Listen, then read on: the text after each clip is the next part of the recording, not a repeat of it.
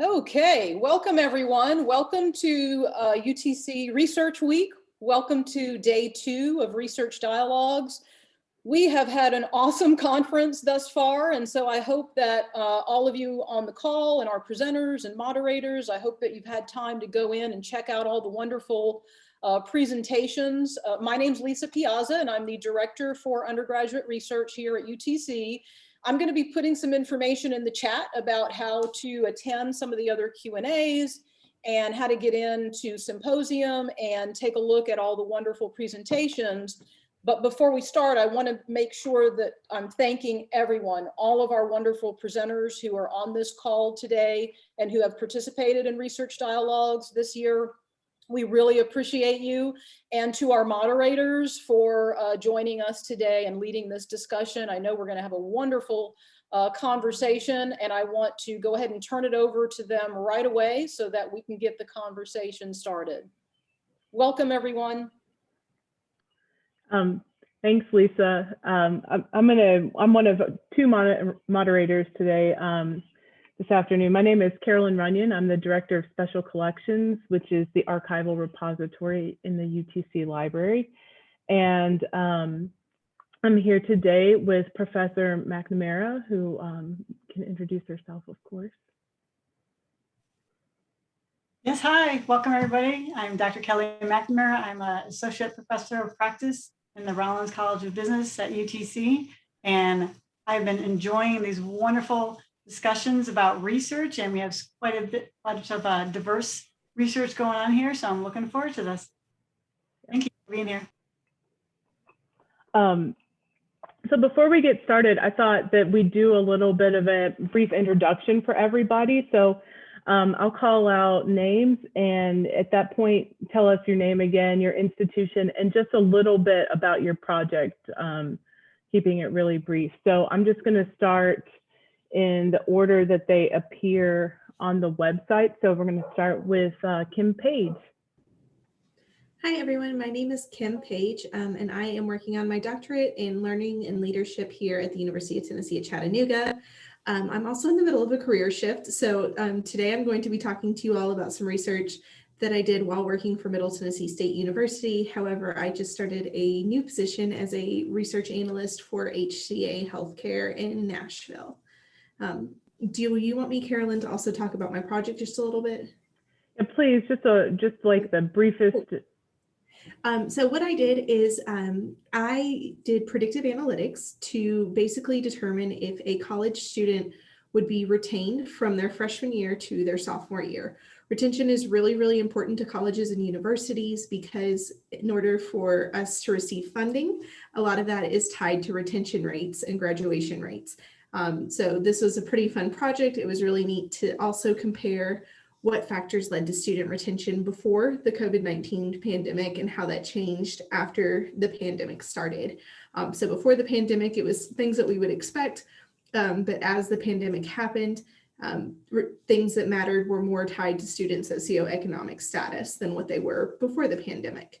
So that is what I did my research on. Thank you. Next up is Maame Korsah. Hi, my name is Maame Korsah.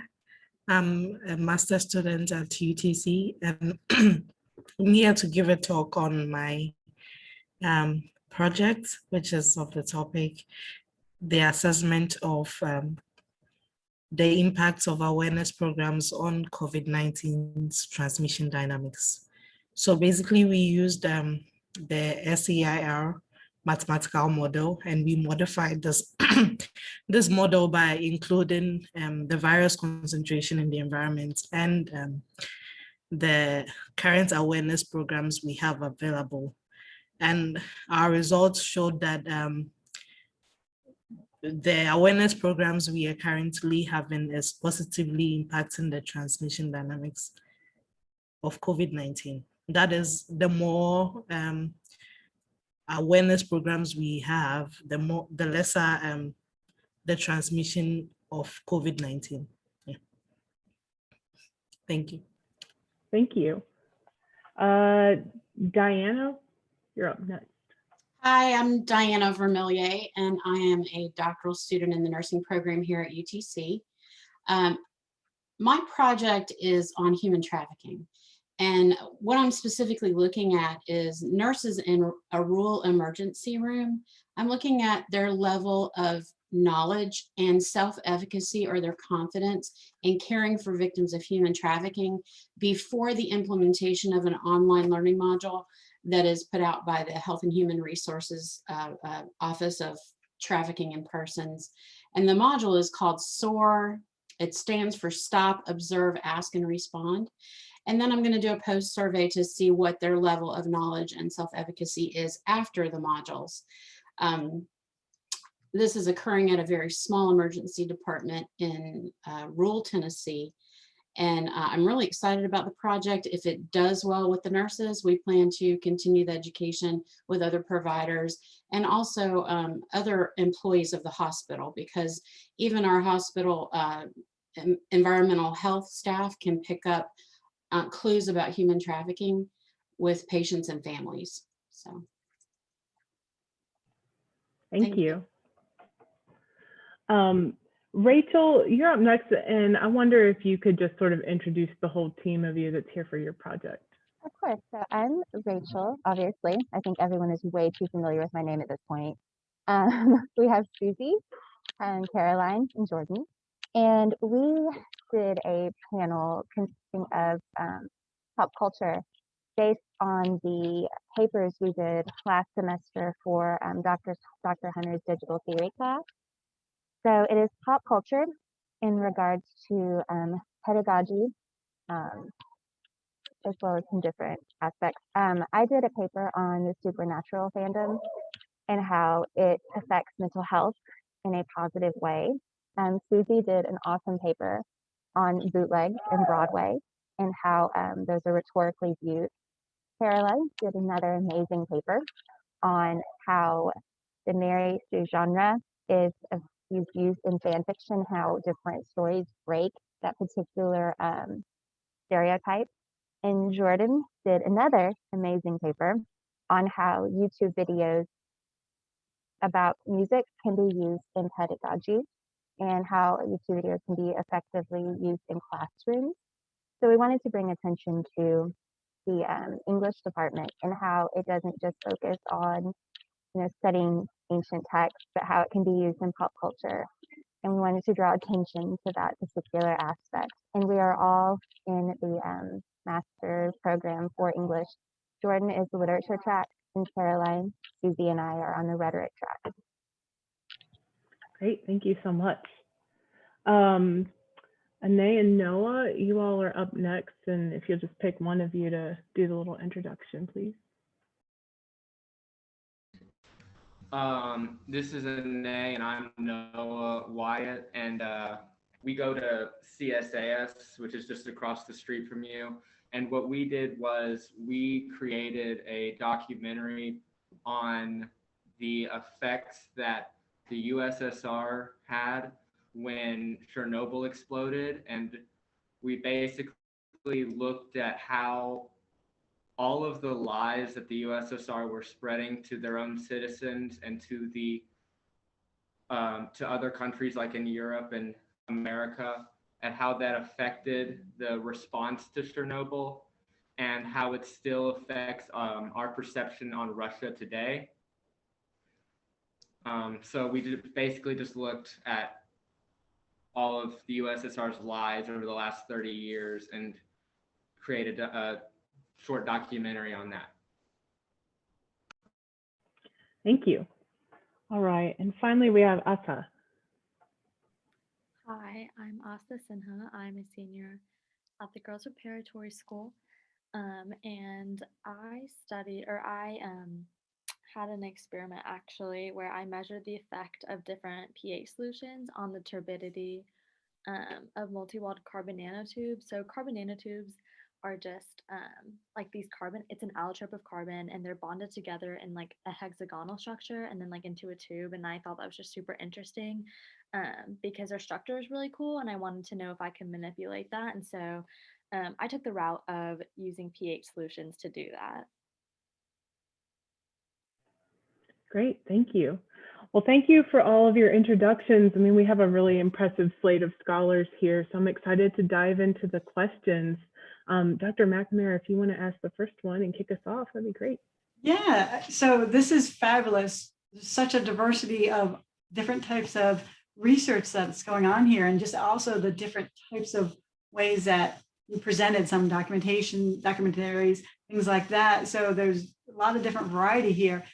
So my first question is wondering, so what's the biggest challenge that you have seen while you've been completing your projects? So I don't know, Carolyn, do you want to do a free for all and just let them people? Yeah, I think so, unless they are shy, and then I'll do the age-old classroom trick of calling on folks. Yeah. So what are the challenges that y'all had? Go ahead.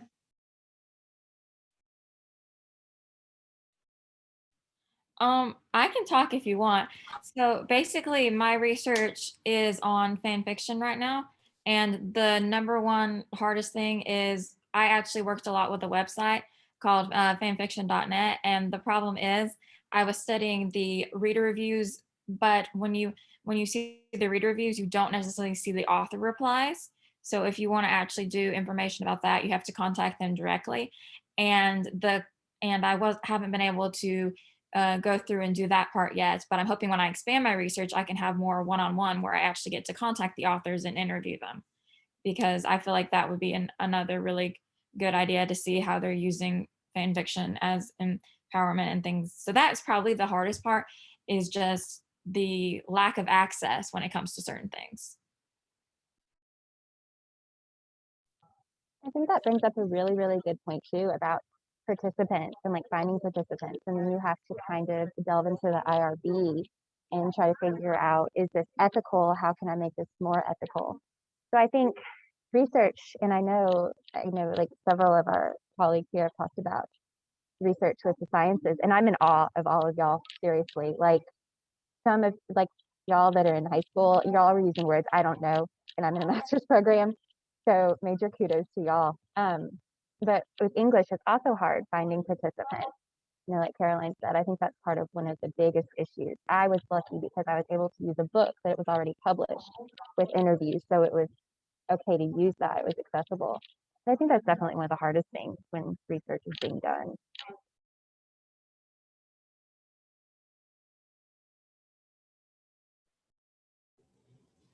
I'll dive in.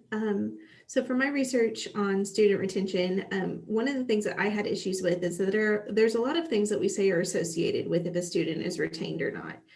But there was a big difference between some things that we think are causal and associated, and then the data that was available. For instance, research suggests that maybe students who attend tutoring are more likely to be successful and stay at the university. But unfortunately, there was just not like a really good tracking system for if students attended tutoring or not.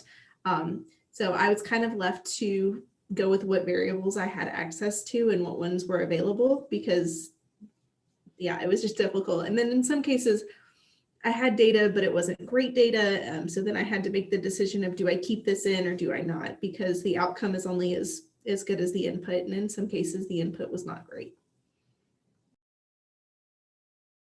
I think you bring up a great point about data. And for me, it was really hard to be consistent because I don't want to be showing these graphs and everything when in reality, each experiment for me, it was pH level, but truly it could be of any of y'all's. Make sure that the process that I did for each one was consistent.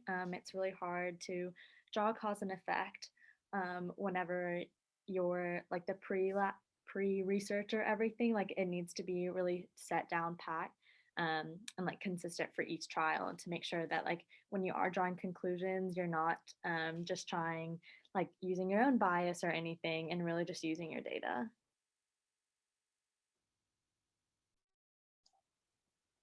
I'll jump in. I think for me was wading through the literature.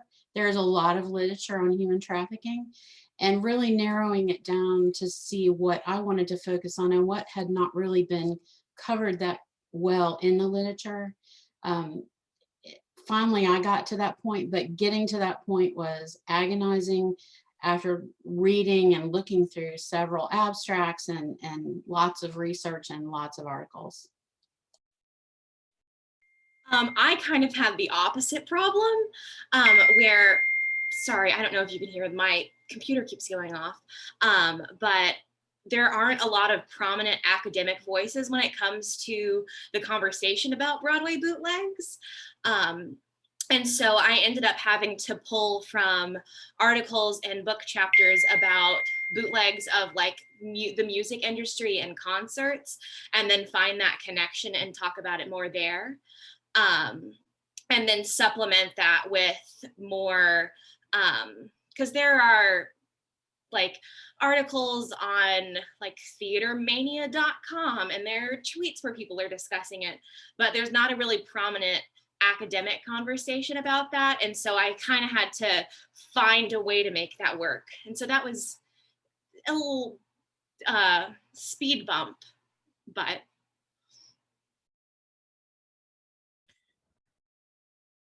Okay, I'll go.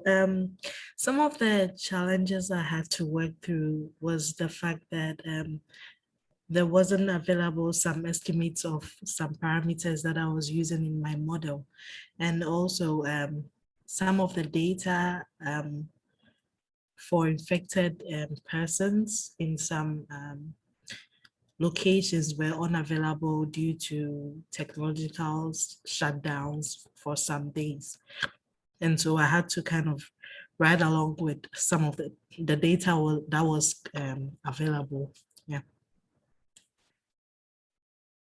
The biggest challenge we faced during our research was our project was mainly research based, and we couldn't really have access to like libraries because of COVID. So when we did our research online, we would find multiple sources with different information about the same thing.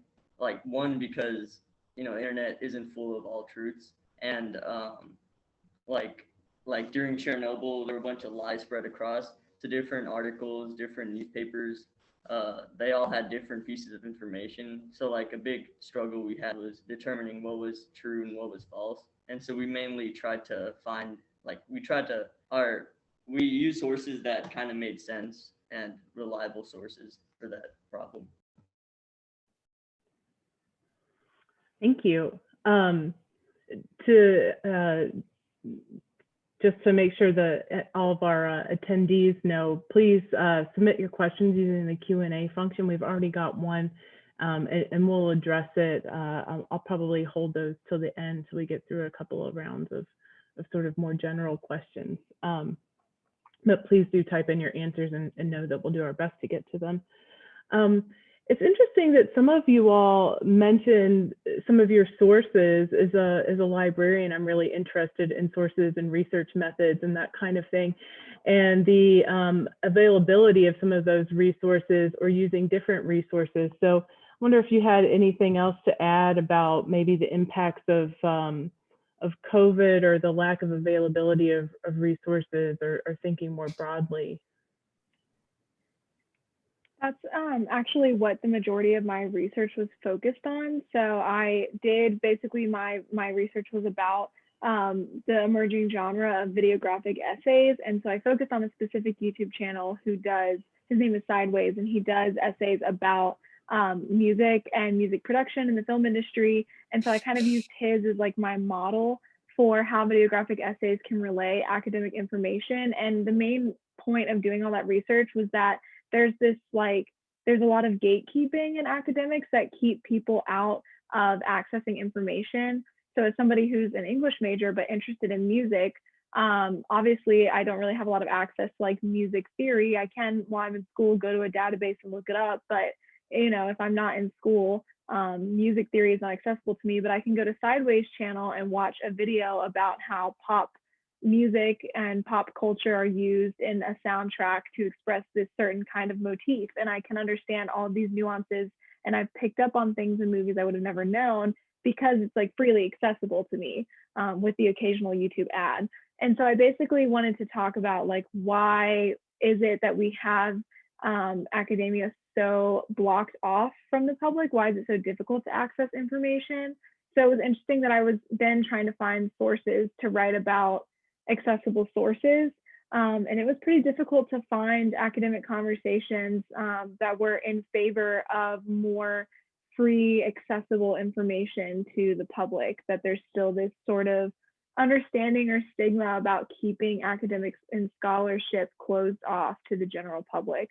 So that, to kind of answer your question, that was basically what I was trying to uncover and understand, is why is it that sources can be so difficult to find if you don't have the resources of like a university library, and how we can find genres like videographic essays to make that more accessible to people in the public that maybe aren't in university.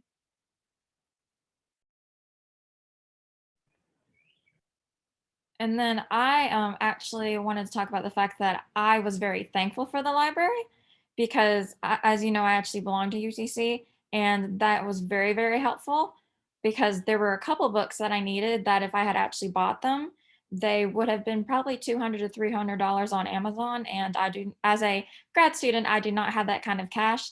So when we couldn't actually go places, the online articles were very helpful. And then when we could actually go back to the library, it was very nice to have the physical copy. So it was very helpful. But I do agree with Jordan. I don't know what I would have done if I hadn't belonged to a university and wouldn't have been able to get access to, because pretty much all of my research was through databases or through texts that I found at the library.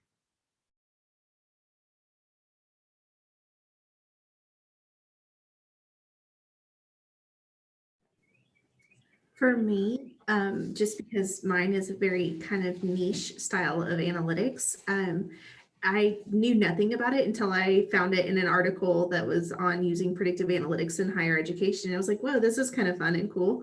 And then the first time I read the study, and mind you, I come from a pretty heavy statistics background. And the first time I read the study, I was like, what is this shade thing? What is this crisps thing? I had no idea what any of that was. So for me, a big help was just being able to go out onto LinkedIn Learning, which is like Khan Academy for the professional world.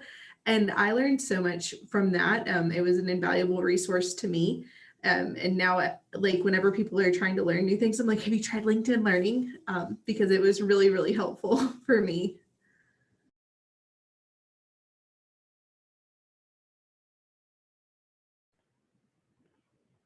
Any other sort of unorthodox resources out there? I'll do a last call and then we can move on to the next question.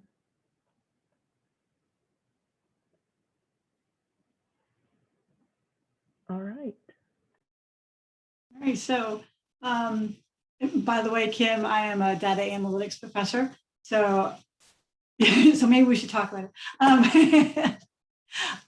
Anyway, so that's great that y'all are seeing new resources and trying to find different avenues of things that, and obviously, we talked about the challenges. What was the thing that, or maybe multiple things that you found surprising when you were doing your research?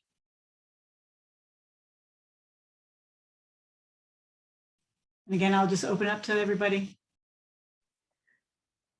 I'll jump in again just because I have something kind of brief, but in watching the videos by this creator, I, for one, found his knowledge of music theory and the way that he presents it to be really engaging, and that I was willing to sit down and watch a 45-minute video about the music of Les Mis because it was hilarious and interesting and educational. But I watched one of his live stream question and answer videos, and somebody actually asked him if they could write their master's thesis on his work.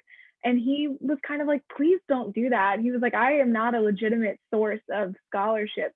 And I found that really interesting that somebody who made it and explicitly says his point is to educate the public about soundtracks and music theory would also devalue himself as a legitimate source, because he quotes, I only have a bachelor's in music. I don't want to be your end all be all, but he's the most accessible source that people have to that information. So I found it just really interesting that somebody who is so passionate about educating the public also recognizes the sort of hierarchy of scholarship or academia and follows that and delegitimizing themselves as a source of information or knowledge. Okay, let me dive in. Since the discovery of COVID, the question on the minds of everyone is that how are we going to reduce the infection rate and everything? So being a math major, it was kind of cool for me to know that I could use my mathematical know-how to solve this problem. So when it came to my research, basically Mary Sue genre is considered, as a lot of feminine texts are, is considered to not be very worthwhile. But when I was doing my research, I actually saw that in a lot of ways it can be empowering, because women can use it to take back a lot of agency. So that was surprising to me. I also was very surprised because I think that when a lot of people think about English research, they don't realize that we actually have to have a method section and that we have to define our method section. So because it has to make sense. And so I was just very, very surprised when I started doing my research and realized that, hey, this may be a social science, but it's still a science. So those are the two things that really interested me when I was doing my project. Yeah, one of the reasons we wanted to do this panel was because we wanted to show that English is not just, what people generally think of it. And I know most English majors have gotten the question of, oh, are you going to teach? What are you going to do with that? And as it is with a lot of the humanities. And when I was doing my research for my paper, the book I used was actually edited by a psychologist who has a doctorate of psychology and teaches at a university out west. And then for the theory that I used, the method that I used, like Carolyn, it was a sociological theory. So even though technically it was an English paper, I also used psychology and sociology research. So it is a soft science as well. And we're trying to broaden the horizons of what people think English is, because it encompasses so many more things than just a literary analysis.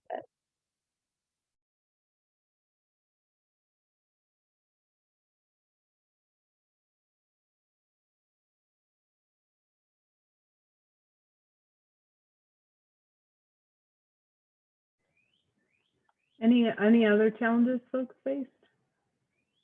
I'll give you all a few seconds before we move on.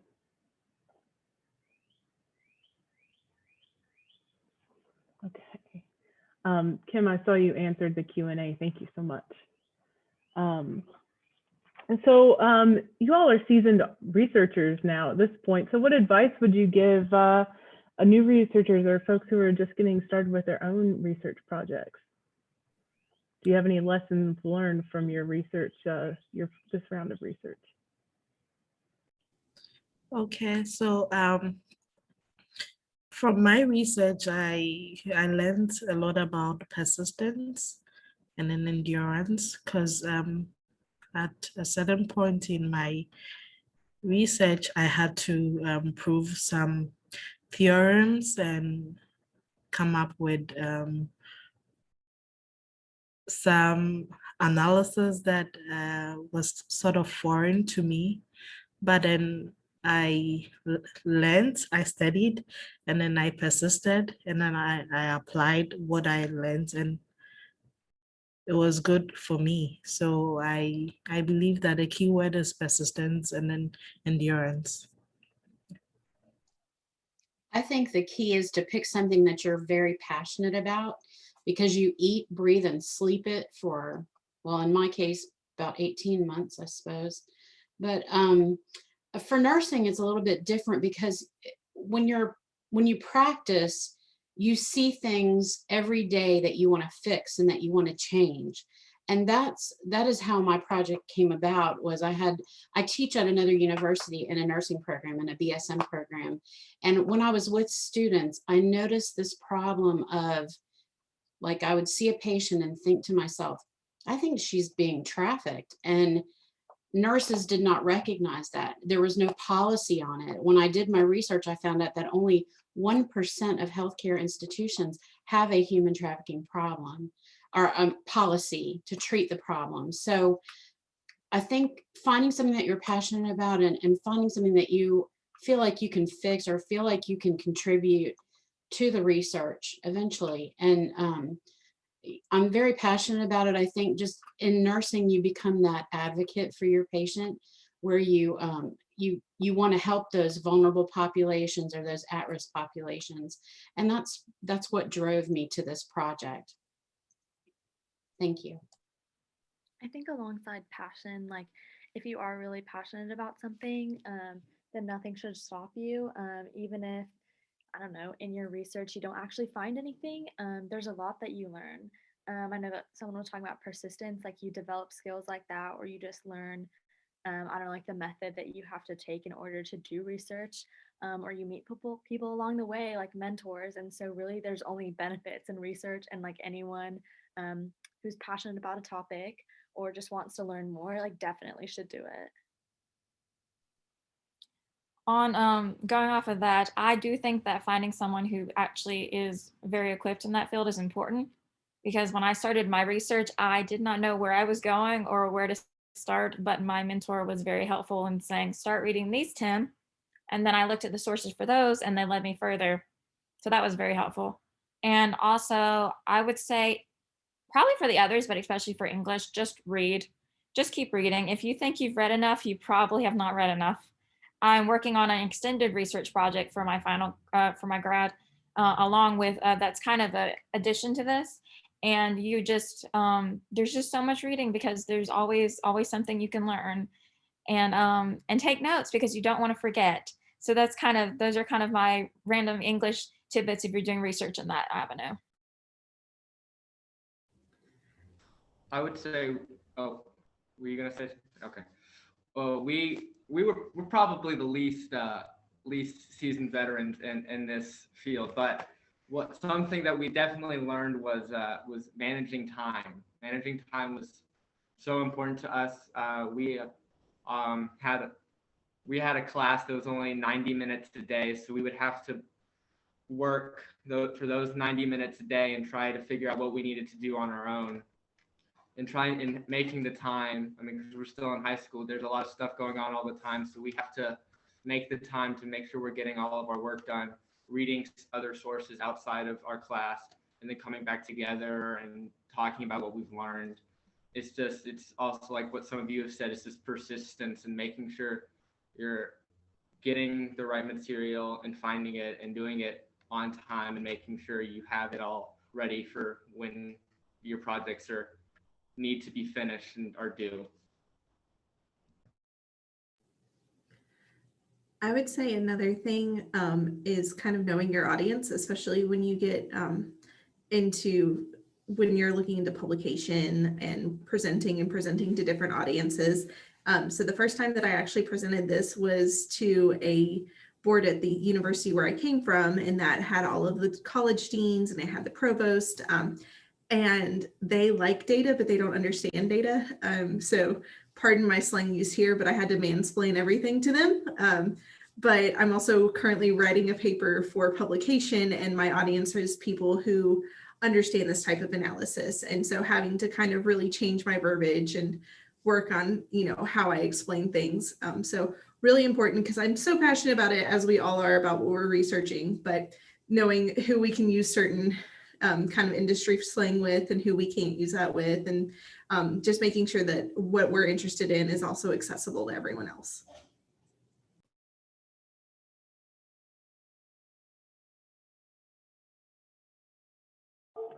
Well, thank you. I thought there was like a really interesting mix of super practical tips, as well as some maybe less practical, like especially the idea that it's okay. Sometimes your failures you're learning a lot from too. So thank you for all your responses.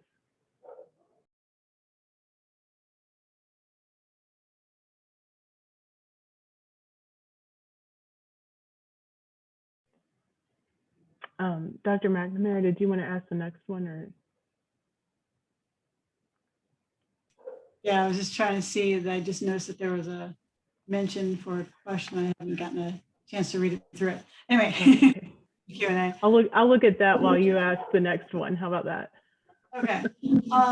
Okay. So you've done this research. You've had challenges. You've had some surprising or interesting things happen, and then you've given great suggestions for people to continue on with the research. So what I was wondering is, what's the impact of the research that you have done? breather for yourself, and then being able to continue on with the research.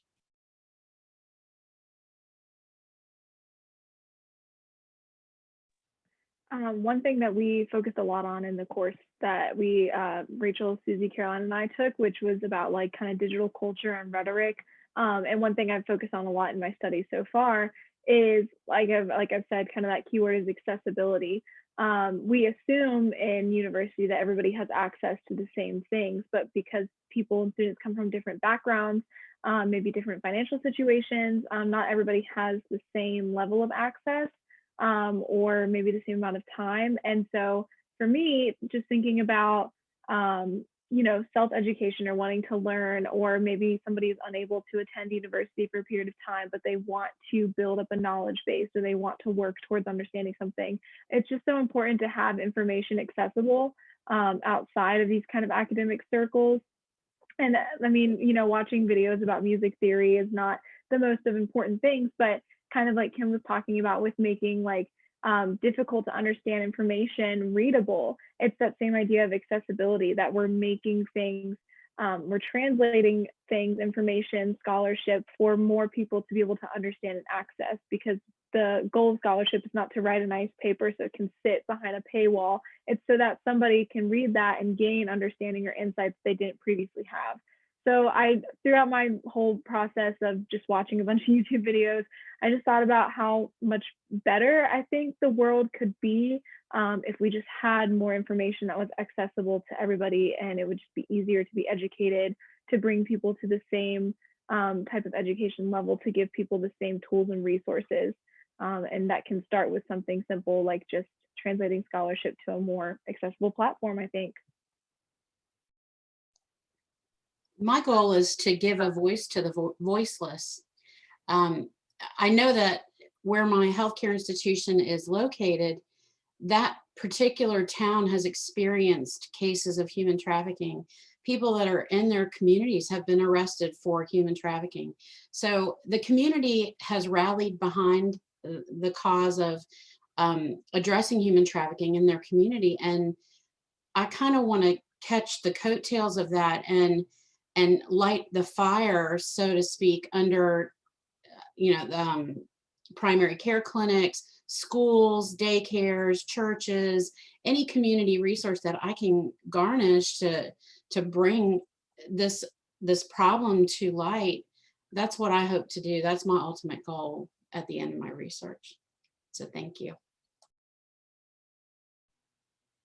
And what Jordan was saying about accessibility, I feel like that reminded me a lot of my research, because Broadway is inherently a really inaccessible art form because it's so geographically centered. Like, you have to be in New York.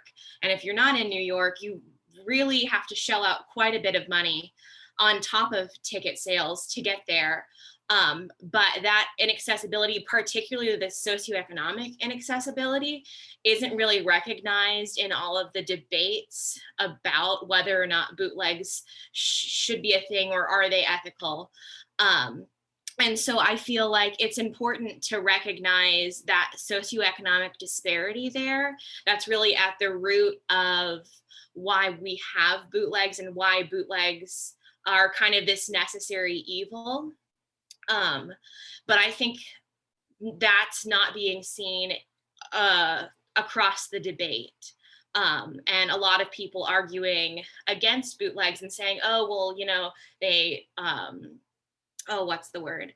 They violate copyright law, and they don't compensate the actors and crew members, and they're rude. But they don't recognize why all of those things are happening and why it's necessary. And so I just think it's important that we center the conversation around that. And yeah. And I actually want to jump off of Susie's jumping off of Jordan, because one thing that I really love about fan fiction and what I found in my research is that it is accessible.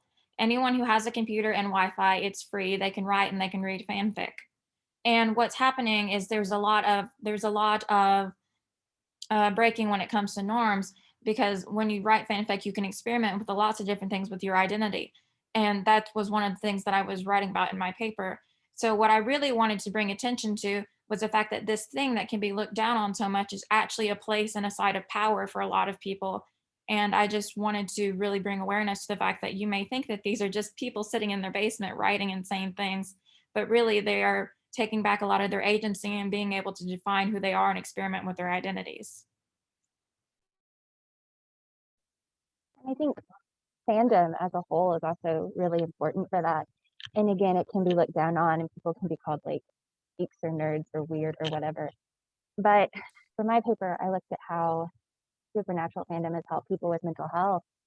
And some of the stories were so compelling. They actually started a foundation called Always Keep Fighting to prevent suicide. And the fandom has people who are trained actually in the fandom to work as like suicide prevention hotline. And so people can call if they're struggling. And there's a story of this one girl who planned on killing herself after going to a convention. And she went there and she talked to the actors and they were like, no, you know, you got to always keep fighting. And so she wrote her story after that. And it was very compelling. I think I cried multiple times while writing and researching this paper. But it brings to light that being a member of a fandom is not something to be ashamed of, and that it actually can improve, you know, in this case, your mental health. And for my thesis, I'm going to delve into how people with invisible illnesses feel seen when they're members of a fandom. And so again, like Carolyn said, something that can be looked down upon is actually something that is quite literally saving lives. And so it's very impactful in the community.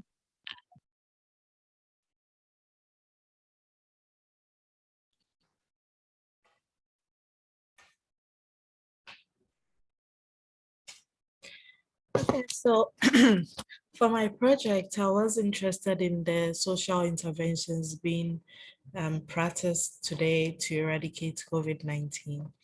And so at the end of my project, I saw that now we currently have a means to measure the extent of impact of social interventions.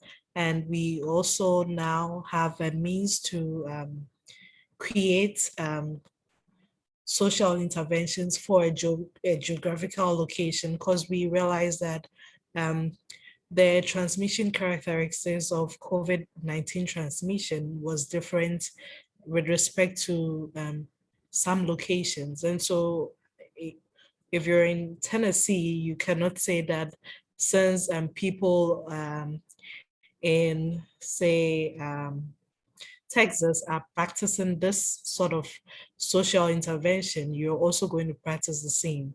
You would have to look at the transmission characteristics in your locality before you create or practice some intervention program.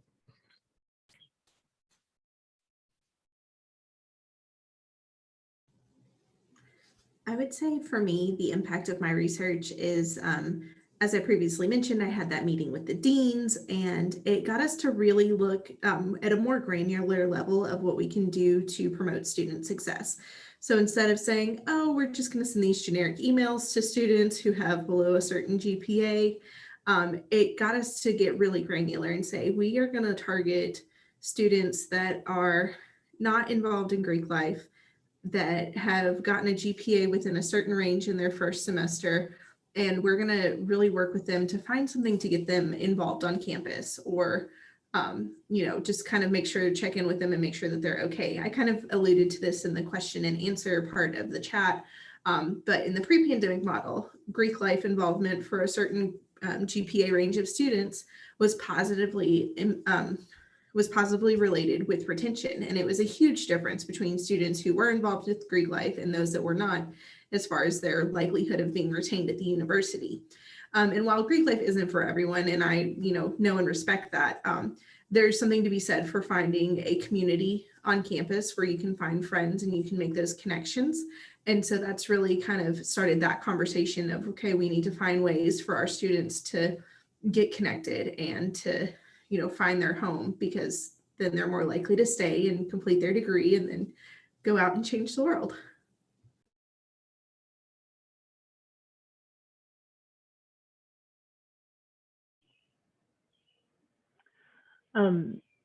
So you all may have noticed there was a question in the Q&A and it was aimed towards Kim, and it's about what can schools do to assist students who are struggling or maybe coming up against some challenges that would keep them in school. And I'm not suggesting any of you all aren't interested in returning to school and completing your degrees or moving on to more degrees. But I wonder, in your research projects, did you ever feel like there was a time where you were like, you know, I just want to drop this project, it's extra work, maybe it's not totally 100% I'm required to do it?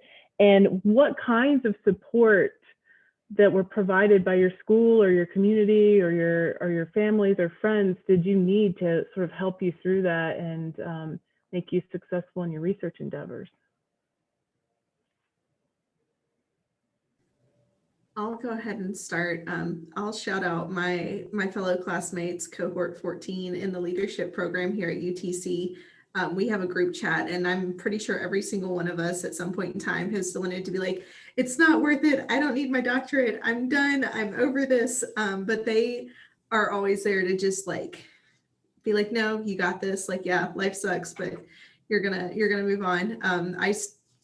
I had a very unexpected career change that went very quickly in the middle of this project. And so I was ready to just be like, screw it, I'm not going to get this this analysis run in 2 weeks. It'll be fine. The world will still turn. But I had my friends there kind of supporting me and cheering me on. So that was a big help.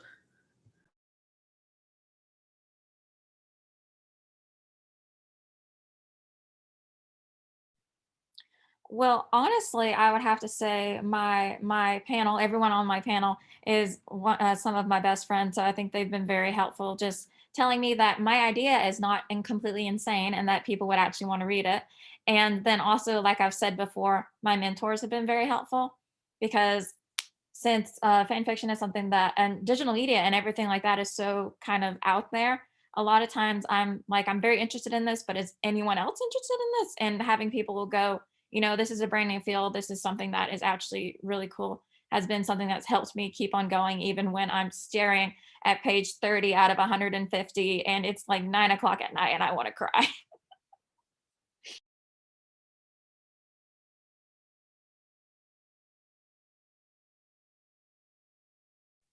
Like Kim was saying, we have a group chat too, and it is so helpful, because sometimes you just want to give up, you know, after your 15th cup of coffee and you're sitting there and you're like, I'm done. And so we text each other and everyone's like, no, you're not done, you got this. And so I definitely agree that the group chat is super, super helpful. And thank goodness for technology that allows us to do that. I think too, Carolyn, I like what you said about mentors, because it's really easy to get in the middle of a research project and kind of forget the impact it can have on people.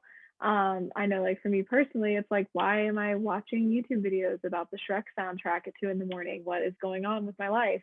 But you know, you have to think about the larger implications, or what this could do for somebody else, or what are you trying to uncover and make a positive impact. And so regardless of the focus of research, you know, everything in any field, there is some kind of larger purpose that can be behind it. And I think having people like mentors, or like a fun group chat, which is actually titled Grad School Breakdowns, that is what our group chat is called. And yeah, I think having those people that can help remind you of that larger purpose when you are kind of stuck in the middle of research, or you read 50 sources and you have forgotten why you started in the first place, to keep you in track with how is this going to impact beyond the paper you write or the research you pool. Like, who is this going to impact? What change is this going to start? So I think, yeah, it's just really helpful having those people that can kind of keep you in line with the end goal.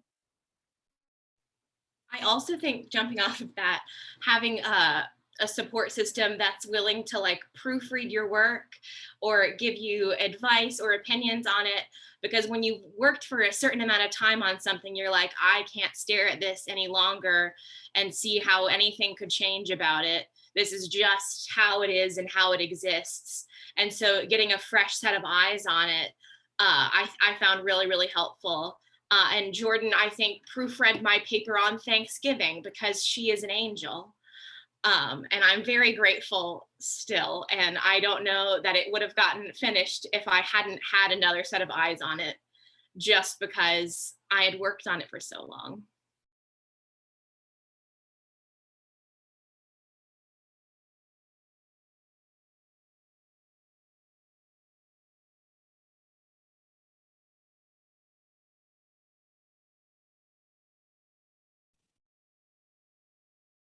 Is there any other questions from the attendees?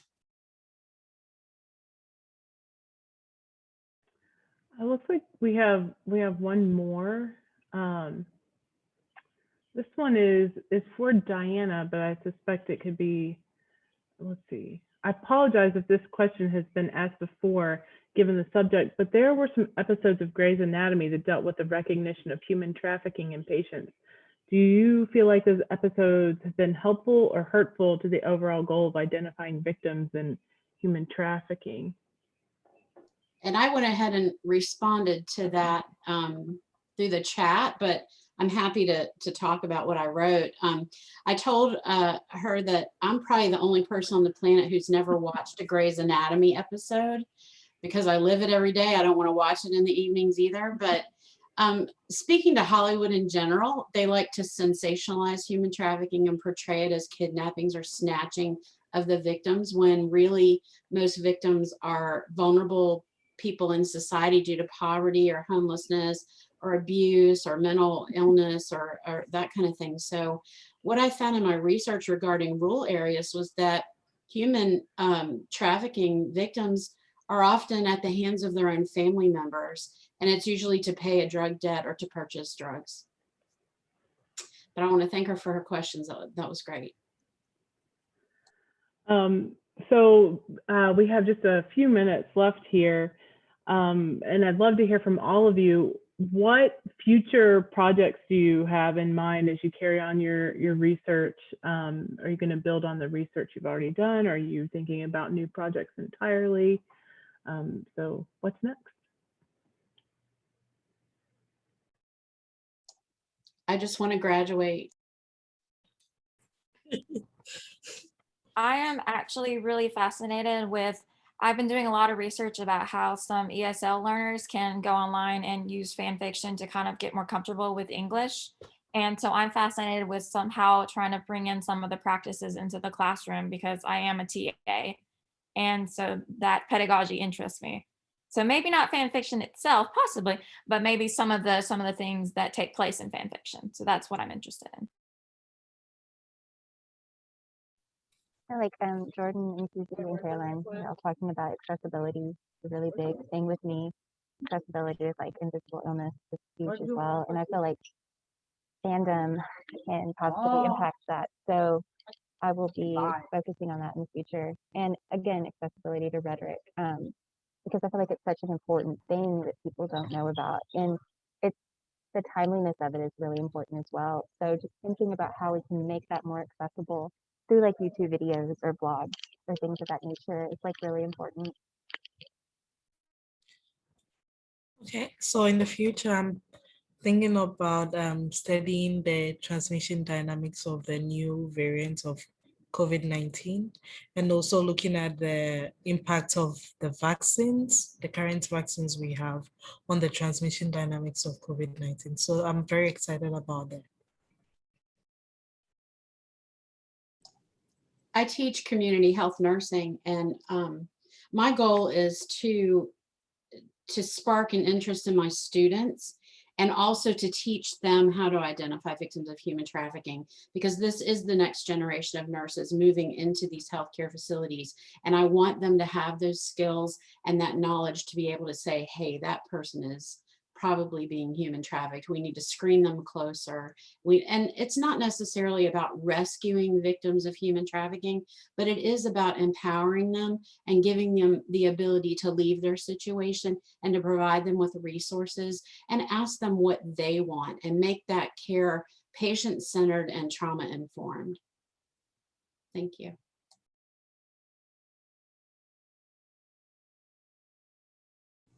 So our project, it's mainly like a one-year kind of thing, because we made it for a history fair. which like people from around the people from around the country basically make history projects for a theme. And so this year's theme was communication in history. That's why we chose like Chernobyl, because we were talking about the lies of Chernobyl, and that's how Russia or Soviet Union communicated the event. And so next year they already like determined the theme, and it's debate and diplomacy in history. So this time, like our next documentary is probably going to be more local, like something around Chattanooga related to debate and diplomacy. And we're thinking of something like doing something related to like the civil rights movement. You might need a few resources from special collections to do that documentary. Sorry, couldn't help myself.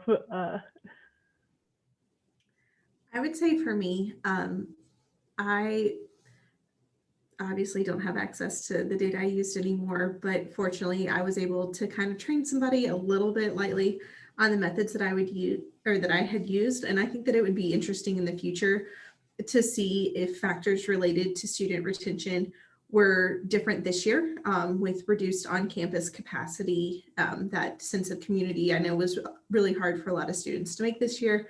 And then also to see if, you know, in the fall, hopefully, fingers crossed, when we're quote unquote back to normal, if the post-pandemic model is similar to the pre-pandemic model. So that would be an interesting future direction for my research.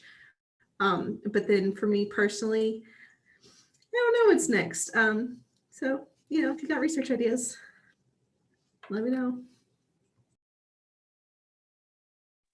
For me, just to like explain my project more to make more sense for how I could expand it. Like I tried to see if the carbon like bonded together more tightly, and then I related that to be like the tighter it is, the more stronger it was. But the tightness I like observed based off of how much light passed through. So technically it's a lot of just like inference, and it's not actually for sure whether or not it is stronger when it gets tighter and when there's less light. And so I think actually confirming that relationship would be really useful for really any material being tested, because like testing strength is really difficult.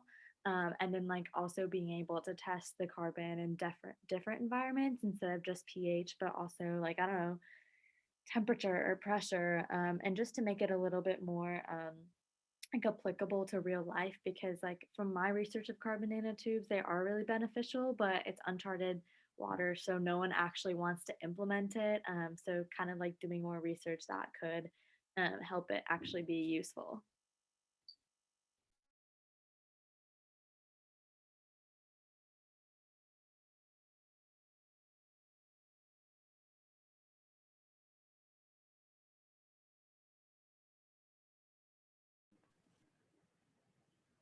Lisa, are we? Yep, really good stuff. We've got just about a minute left, so I wanted to just thank everybody again for being here today and sharing your research. It's phenomenal, the work that you're doing, and I would encourage you to continue to pursue your projects, and anything we can do to help, we're excited to do that. Thank you so much to the moderators today. You did a wonderful job, and we're so grateful to everyone who has helped put this week together and has been on this long journey with us to get here. So with that, we might have some, let's see, do we have, wonderful. Okay, great. So with that, we will go ahead and sign off. These recordings will be available. So as they're coming out, we're actually posting them on the Research Dialogues website. And all of the presenters will get an email to that effect after the Research Dialogues conference. You're going to get a message on Friday about the recordings and a really wonderful opportunity to submit your materials to UTC Scholar. That's something that we started last year, and it's just a wonderful way to get your research out there globally. And so we're going to open that up to everybody this year. All right, thank you so much. Have a wonderful afternoon and enjoy the rest of the conference. Bye-bye.